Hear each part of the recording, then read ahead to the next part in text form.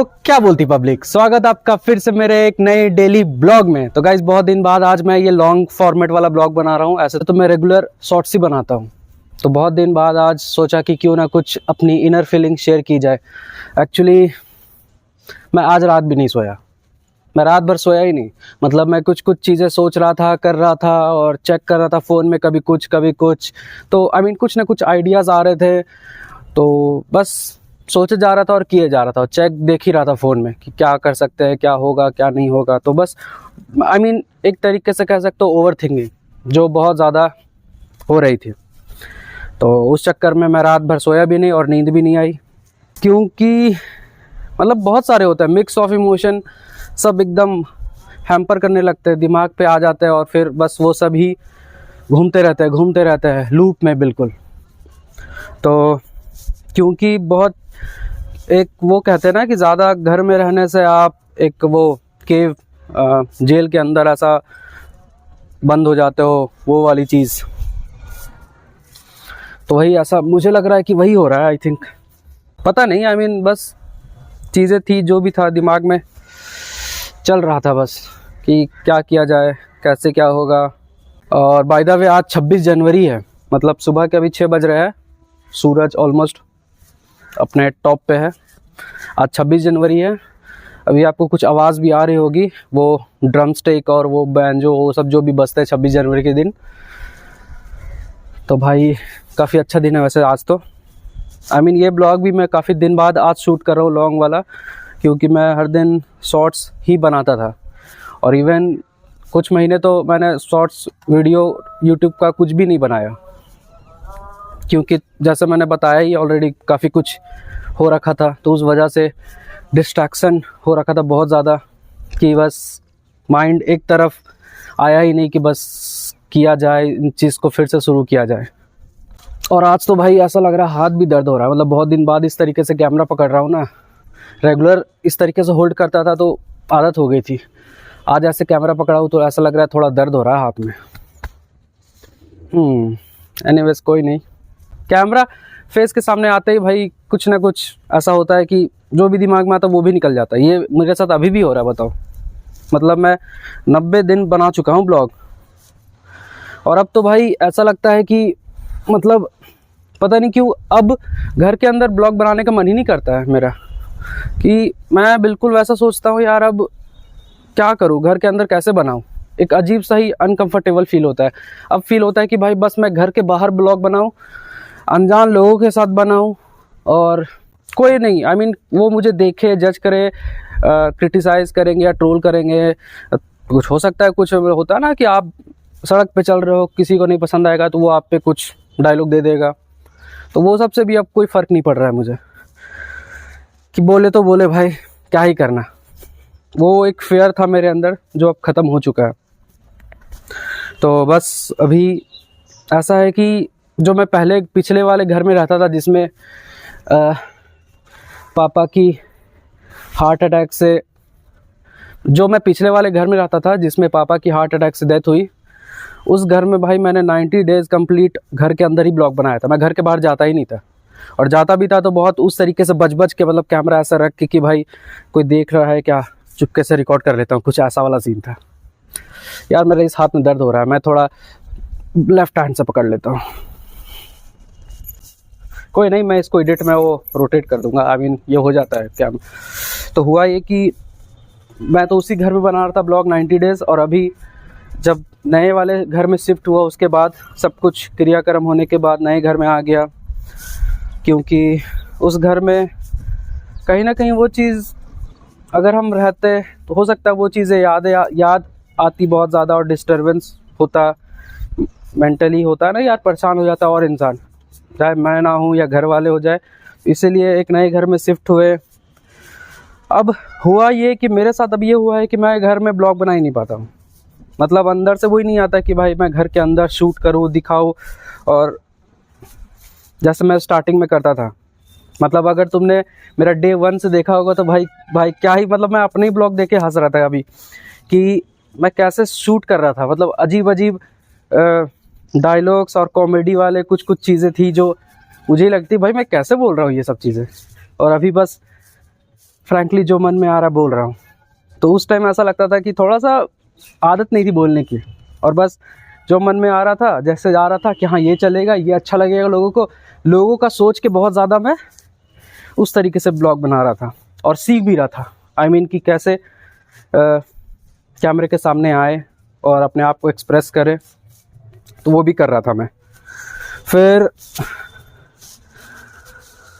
हाँ, वो सब चीज़ें जो हो रही थी, फिर भाई बीच में मैंने ये ब्लॉग शूट नहीं किया, मतलब मैंने बस रिकॉर्ड करके रखा था। अगर होगा मेरे पास वो क्लिप तो मैं आपको दिखाऊंगा कि कुछ शूट मैंने करा था जब मैं अपने घर को छोड़ के पुणे जा रहा था। मतलब मैं न्यू जॉब के लिए, कि नए प्लेस में जाऊंगा, न्यू जॉब लगेगी, तो मतलब एक करियर में एक होता है ना कि अपने करियर में यार कुछ तो नया करे, कुछ तो नया स्टार्ट करे। क्योंकि आपको जैसे पता है लास्ट मैंने जॉब छोड़ दी थी। मैं एक गेम डिज़ाइनर हूँ, राइट। मैं 3D लक्ष्य में गेम डिज़ाइनर था, जहाँ पे मैंने 2024 के नवंबर दिसंबर में कंपनी छोड़ दी थी। उसके बाद कंटिन्यू मैं सोच ही रहा था, जॉब ढूंढ ही रहा था, तो जॉब तो मिला नहीं। घर बैठे फिर वही सोचा यार कि क्यों ना बाहर जाया जाए। तो पुणे में मेरा दोस्त प्रदीप रहता है, तो मैं पुणे ही जाने वाला था और सब कुछ हो गया था, प्लानिंग भी हो गई थी, ट्रेन के टिकट भी बुक हो गए थे, बैग पैक सब कुछ हो गया था। मतलब दशहरा था, सोचा था दुर्गा पूजा के बाद दिवाली भी बहुत मतलब क्लोज था, तो दिवाली से पहले ही मैं जाने वाला था पुणे। तो पापा को बताया कि पापा अभी जाना है, घर में कब तक कितना दिन रहेंगे, यहाँ बैठे बैठे कुछ होना जाना है नहीं, तो यहाँ से निकलते हैं। तो उन्होंने भी बोला कि अभी क्यों जा रहे हो, मतलब दिवाली फेस्टिवल है, घर में रुक जाना चाहिए। घर में रुक जाते हैं। तो मुझे भी लगा कि यार हाँ फेस्टिवल है, आई मीन रुक जाना चाहिए।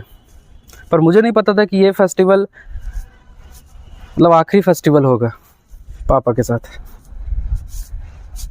अगर पता होता तो सीरियसली मैं कभी नहीं जाता। बट वही बात है यार, ये सब चीज़ें पता नहीं होती है, मतलब किसको पता था।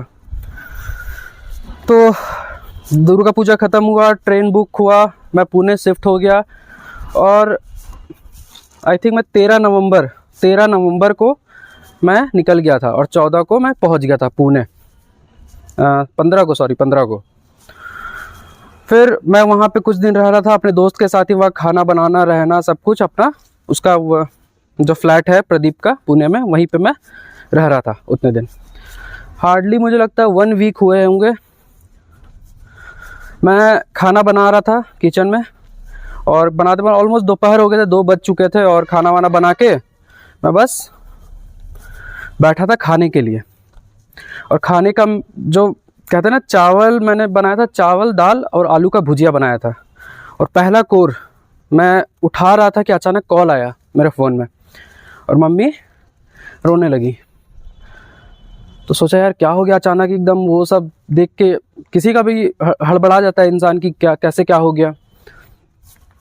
तो अचानक मम्मी बोली कि पापा को देखो ना, सांस नहीं आ रहा है और दिक्कत हो रहा है उनको सांस लेने में। अब अचानक ये सब करते करते मतलब मम्मी तो फ़ोन तुरंत काट दी।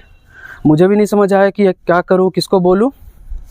तो मेरे एक फ्रेंड है, सीनियर है मुझसे, अमन भैया, उनको कॉल किया तुरंत कि अमन भैया जाके चेक करिए ना क्या हुआ है घर में, अभी हम तो नहीं हैं। तो वो तुरंत मेरे घर गए और बताया कि भाई अभी तो पापा को हॉस्पिटल ले गया गया है। सुन के ही भाई दिमाग ख़राब हो गया कि अचानक हॉस्पिटल, मतलब मन में वो चीज़ लग रहा था कि बस कुछ हो ना, जो भी है। तबीयत ख़राब थी बहुत दिन से, तबीयत ख़राब नहीं, आई मीन खांसी हो रखा था, और खांसी की वजह से ही थोड़ा बहुत कफ जम रहा था। तो 1-2 दिन दिक्कत हुआ, और वो दुर्गा पूजा तक ठीक हो चुके थे। इवन जब मैं जा रहा था पुणे, बस स्टैंड मुझे पापा छोड़ने आए थे। मेरा चार्जर छूट गया था एक्चुअली, और वो चार्जर पापा मुझे देने आए थे बस स्टैंड तक। तो एक क्लिप है, ये क्लिप देखो। जब पता नहीं, मैं उस टाइम बस में बैठा हुआ था, और बस मन किया ना कि फ़ोन निकालूं और जस्ट एक बार रिकॉर्ड कर लूं विंडो के अंदर से पापा का एक क्लिप, कि वो जा रहे हैं तो एक क्लिप रिकॉर्ड कर लेता हूं।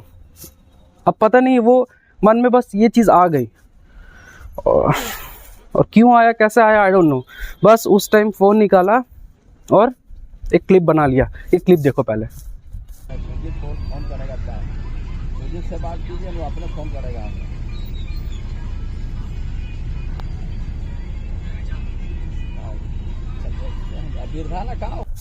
देखा, तो इस क्लिप पे बस यही है कि यार छोटा सा क्लिप है, और बस उसके बाद मैं निकल गया। ये सब चीज़ें मैं शेयर नहीं करने वाला था, क्योंकि मैंने सोचा था यार ये सब क्यों बताना, मतलब वही सब चीज़ रिपीट में बार बार वो दिमाग में आता है तो बाद में परेशानी होती है। मतलब दिमाग थोड़ा सा डिस्ट्रैक्ट रहता है कि ये सब चीज़ें रिपीट में दिमाग में चलते रहती है। तो मैं सोचा था कि यार ये सब पे ब्लॉग वीडियो नहीं बनाऊंगा, बट मुझे लगा कि यार जो भी है आई थिंक बोल देना ज़्यादा बेटर होगा कि ये सब चीज़ें मैं किसी दोस्त के साथ, या वो ऐसा कोई है नहीं जिसके साथ शेयर करूं, राइट। तो बस अपने आप से शेयर कर रहा हूं। कैमरे के उधर पता नहीं कितने लोग सुनेंगे, देखेंगे, समझेंगे, बट जो भी है आई डोंट नो। बस मेरा मन कहता है कि बस जो है मन में बोल दो, क्या पता इससे भी मन थोड़ा शांत हो जाए। तो बस इसीलिए मैं ये बातें बोल रहा हूँ। और एक्चुअली अब इन सब चीज़ों से थोड़ा सा काफ़ी टाइम हो गया है, ऑलमोस्ट 2 महीने हो गए हैं। तो अभी भी थोड़ा बहुत मतलब बताते हुए थोड़ा सा वो लगता है, जो भी है ठीक है। एनीवेज, हो फिर पापा को हॉस्पिटल ले जाया गया, सब पहुँचे वहाँ पे, भैया, दीदी, मेरे दोस्त जितने भी थे, जिनको मैंने बोला वो पहुँचे वहाँ पे। और फिर उन्होंने बताया कि भाई पापा नहीं रहे। ये सुन के तो भाई मैं बस बैठ गया, रूम में बैठा हुआ था। और उस टाइम मेरा रूममेट भी नहीं था, वो भी गया हुआ था अपने घर। तो मैं बस अकेले था रूम में और बस बैठा हुआ था। और भैया का कॉल आ रहा था, दीदी का कॉल आ रहा था, और वो लोग रो रहे थे। और समझ नहीं आ रहा था क्या बोले, क्या सुने। बस अकेले बैठ के मैं उस दिन रो रहा था। और बहुत देर तक बैठा रहा। फिर मैंने प्रदीप, जो मेरा रूममेट था, उसको कॉल किया, प्रदीप को बताया भाई ऐसा ऐसा बात है।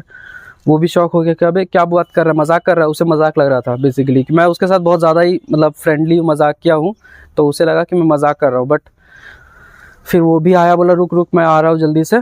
फिर वो आया, फिर तुरंत ही मैंने फ़्लाइट के टिकट देखे, क्योंकि तुरंत जाना पुणे से झारखंड आना हज़ारीबाग पॉसिबल नहीं है एक दिन में तुरंत। तो मैंने उसी रात फ़्लाइट देखा, और मैं चेक कर ही रहा था कि कौन से फ़्लाइट से तुरंत पहुंच सकता हूँ सबसे ज़्यादा, जिससे जो मुझे जल्दी घर पहुंचा दे, बस वो मैं चेक कर रहा था कि किससे मैं जल्दी घर पहुंच सकता हूँ। फिर एक फ्रेंड ने कॉल किया, उसने फ़्लाइट बुक कर दिया, और तुरंत मैं यहाँ घर पहुँचा। और इवन घर पहुँचते भी भाई मतलब इतनी दिक्कतें, मैं फ़्लाइट में भी पता नहीं बैठे बैठे आँख से आंसू आ रही थी। और फिर जल्दी से वहाँ से निकला, और टोटो वाले से और इससे बहस करते करते, भाई मतलब होता है ना कि इन लोग भी बहुत चिड़चिड़े होते हैं। मैं जो पैसे के लिए पैसा बस 100 रुपया 50 रुपया, उस चक्कर में उसको भी सुना दिया उस दिन, उससे भी बहस हो गई।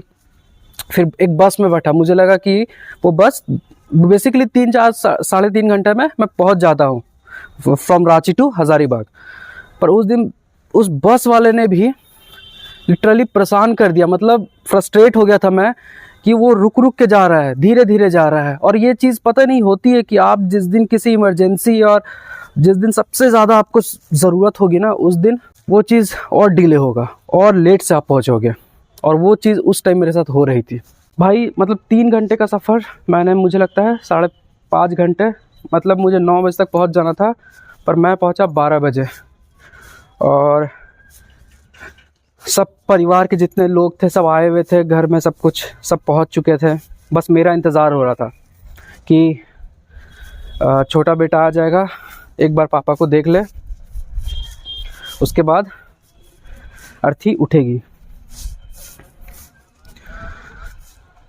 तो फिर मतलब मैं इमोशनल हो गया उस टाइम, बहुत ज़्यादा चीज़ें हो गई।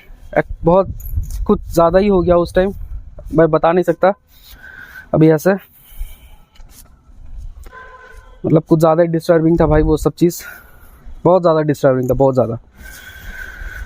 और फिर एम्बुलेंस पे बैठा, गया विष्णुपत बिहार, जहाँ पे कहते हैं कि आत्मा को शांति मिलती है।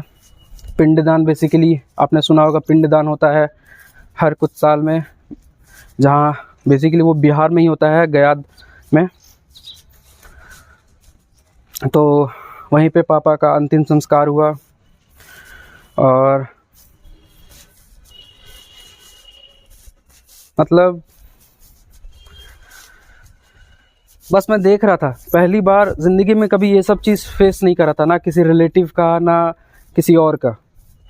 तो पहली बार देख रहा था अर्थी जलते हुए, और बस ब्लैंक था सब कुछ ब्लैंक था, मन में कोई सवाल, कोई कुछ, नथिंग एल्स, बस ब्लैंक, एम्प्टी पूरा। फिर काफ़ी हो गया उसके बाद, सॉरी मैं ज़्यादा खींच रहा हूँ, सॉरी, ज़्यादा इस बात को ज़्यादा खींचेंगे नहीं। तो सब कुछ हो गया, घर आए हम लोग। फिर वो जो हमारा 12 दिन का प्रोसेस होता है, सब कुछ पूजा, पंडित जी जो भी करवाते हैं, क्रियाक्रम, दान, पिंड जो भी है वो सब हुआ। 12 मत ख़त्म हो गया, सारे रिश्तेदार अपने अपने घर चले गए। फिर हम लोग वहाँ थे, फिर हम लोग वहाँ से जल्दी से देखा देखी हुआ कि कहीं दूसरा घर, फिर वहाँ से हम लोग शिफ्ट हुए। तो अभी ऑलमोस्ट, अभी जनवरी है भाई, नवंबर में हुआ था सीन। और फिर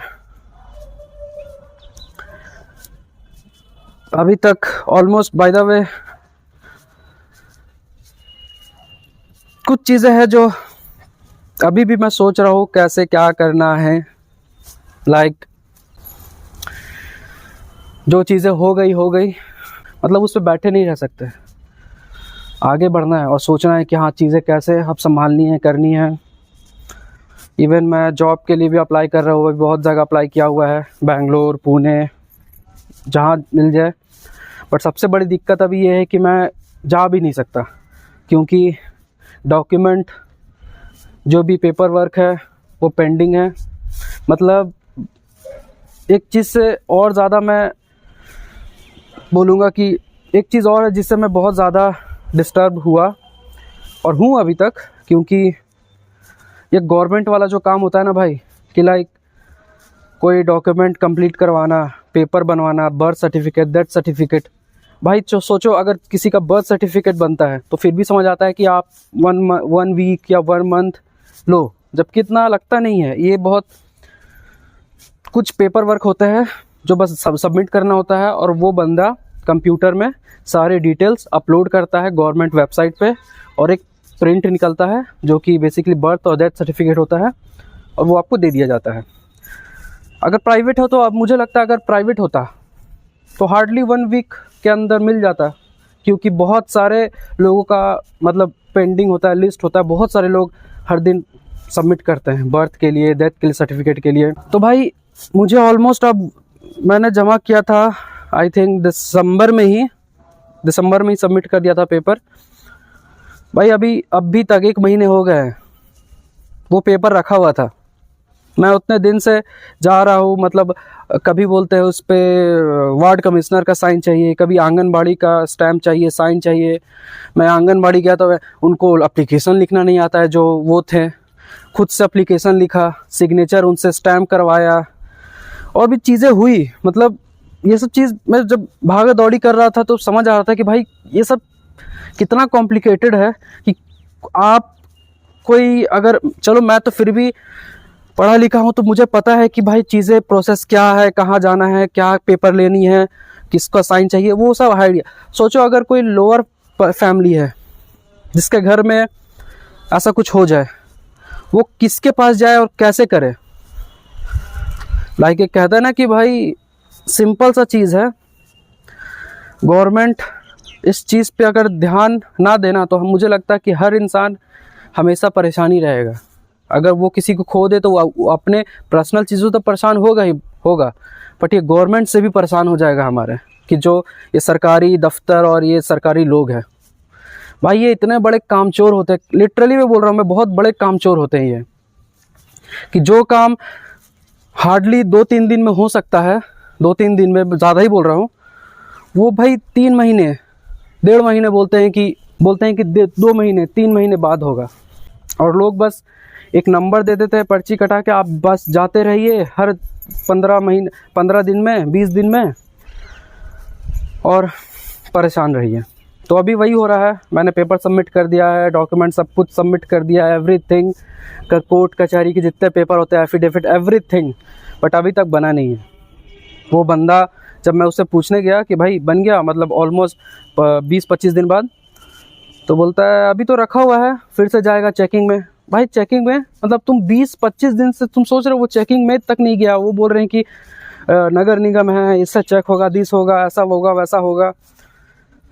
भाई फिर मैंने बात करी, और दूसरी चीज़ है ना कि ऐसे कामों में आपको पैरवी लगानी पड़ती है, मतलब कि किसी अगर आपका कोई जान पहचान है, कोई बड़े ओहदे पे है इंसान है, तो उससे आपको अपनी पैरवी लगानी पड़ेगी कि भाई सर प्लीज़ करवा दो, ऐसा करके। मतलब एक बंदा मिला जिसने मेरी हेल्प की, उसने जो वहाँ के नगर निगम के सब इंस्पेक्टर है, आई मीन अगर मैं करेक्ट बोल रहा हूँ तो उनसे बात हुई, फिर उन्होंने चीज़ें करवाई। तो रिसेंटली अब कुछ दिन, तो अब 1-2 दिन में हो जाएगा ऑलमोस्ट।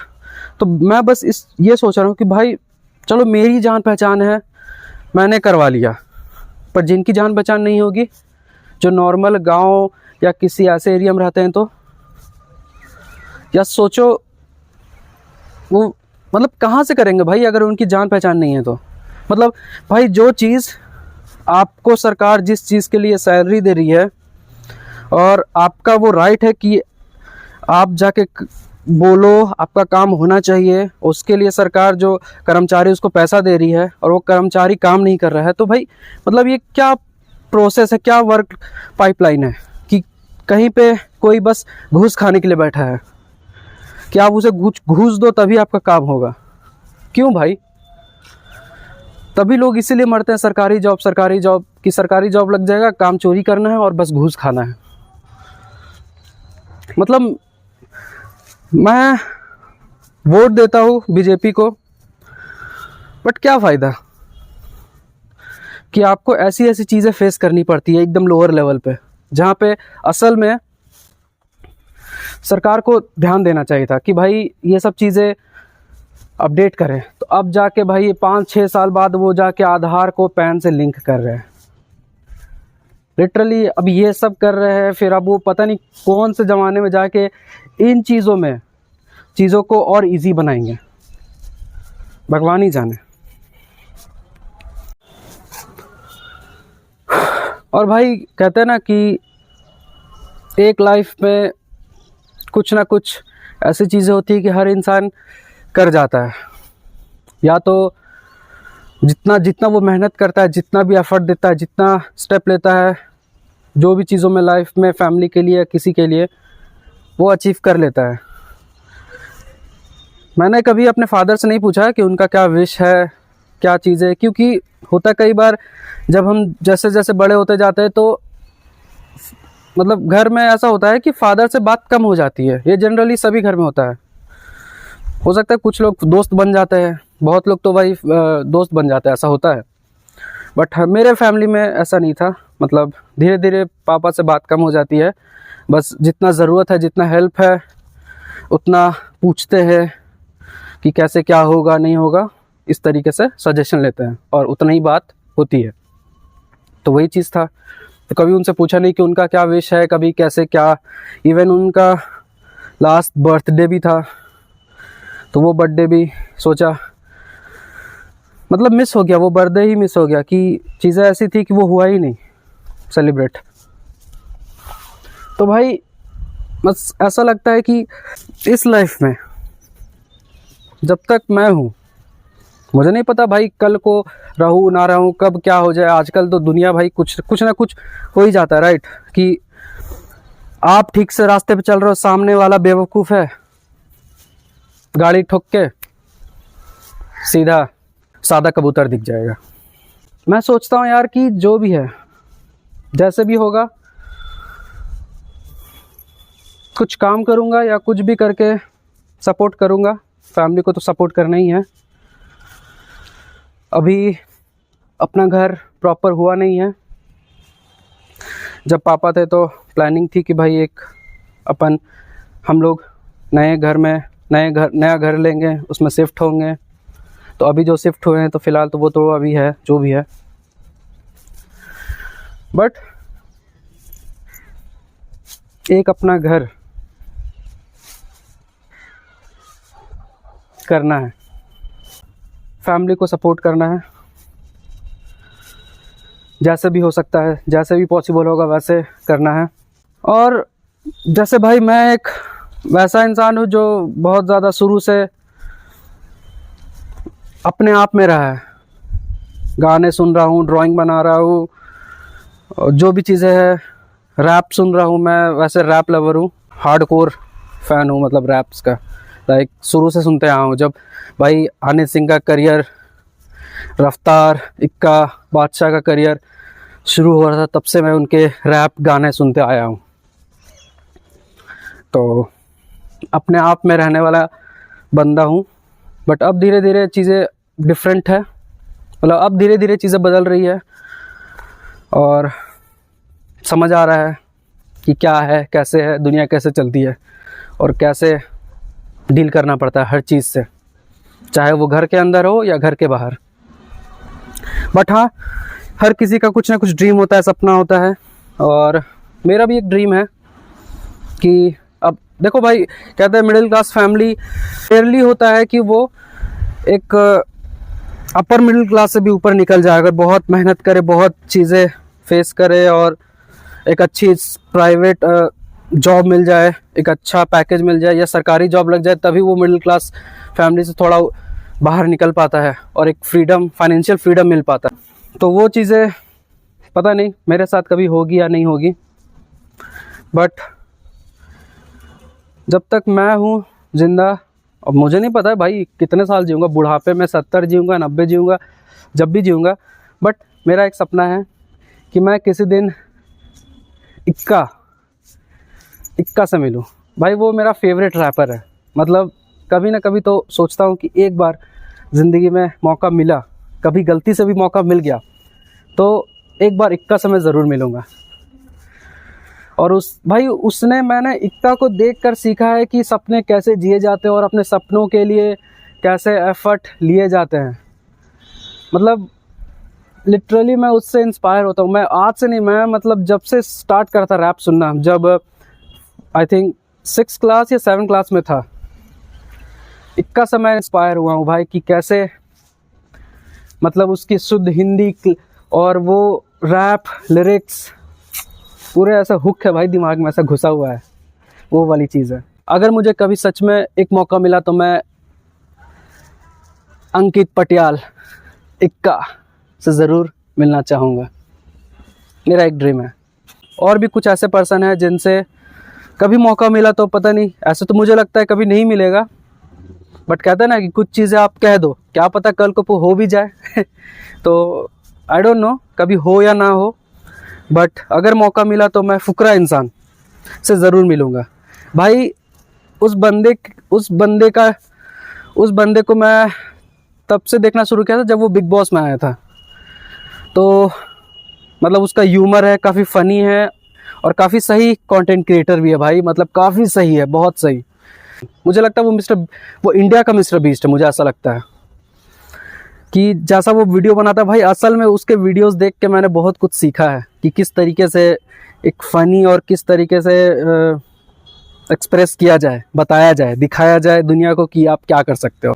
शॉट आउट टू फुकरा इंसान।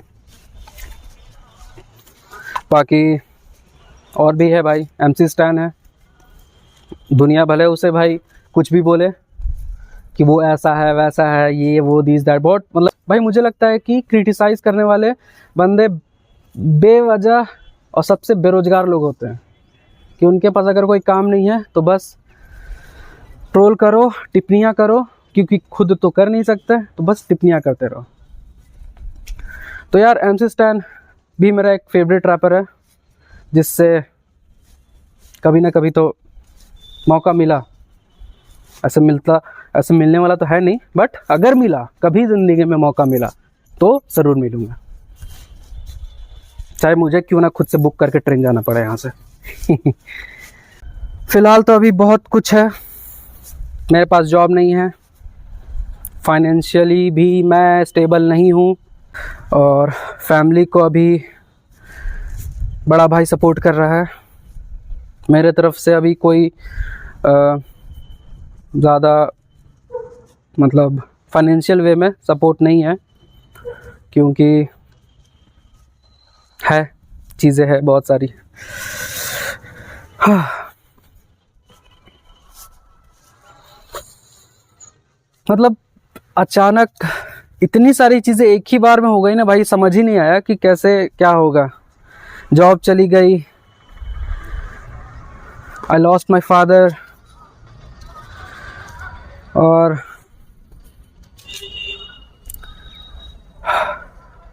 वरना मैं सच बताऊं, मैं पापा पे डिपेंड था भाई, कहीं ना कहीं किसी वे में डिपेंड था अपने फादर पे, कि वो बोलते थे कि अरे कोई बात नहीं, एक जॉब है, क्या दिक्कत है, अभी करो, अगर छोड़ना, परेशान कर रहे हैं कंपनी वाले, जो सीनियर लीड जो भी परेशान कर रहे हैं बहुत ज़्यादा, छोड़ो हटाओ, देख लेंगे, जब तक है तो संभालेंगे।